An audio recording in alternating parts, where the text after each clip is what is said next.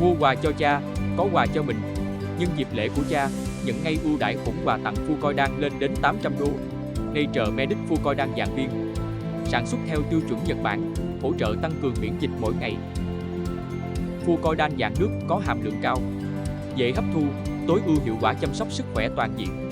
Chúng tôi miễn phí cước gửi hàng nội địa Hoa Kỳ, Việt Nam và Canada. Với đội ngũ tư vấn viên nói tiếng Việt chuyên nghiệp và tận tâm, đừng ngần ngại gọi ngay 888 998 9788 để nhận ưu đãi ngay hôm nay. Nature Medic Fucoidan, món quà sức khỏe đỉnh cao cho cha mẹ.